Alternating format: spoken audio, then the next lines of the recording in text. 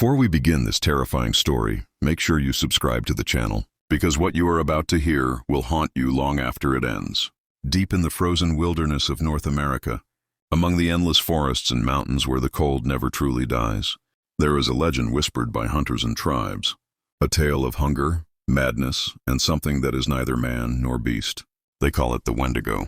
The story begins in the winter of 1897. A small group of trappers ventured into the northern woods of Canada. The snow fell endlessly, the nights stretched longer than the days, and the silence of the forest pressed on their minds. Food grew scarce. Their traps came up empty. Soon, their bodies weakened, their bellies ached, and despair set in. Among them was a man named Samuel.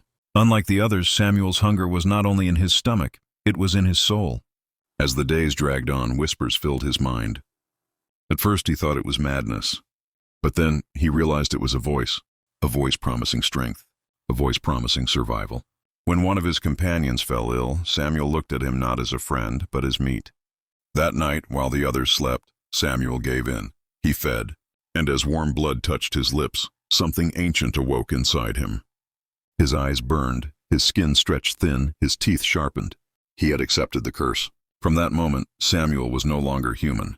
He became something monstrous, taller, thinner, twisted by hunger. His screams turned into inhuman howls that carried across the frozen trees. The wendigo had been born.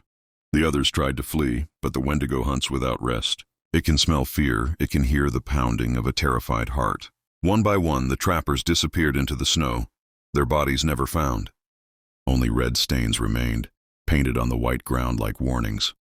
Years later, the villagers spoke of a creature stalking the woods.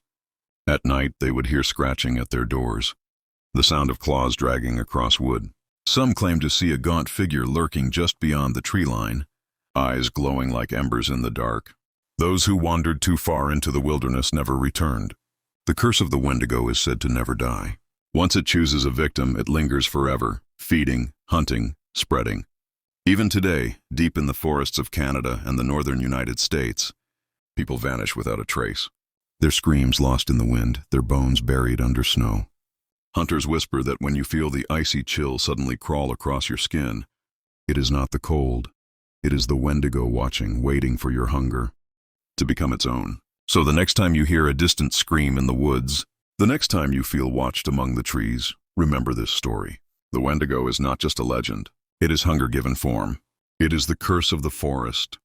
And once it finds you, there is no escape.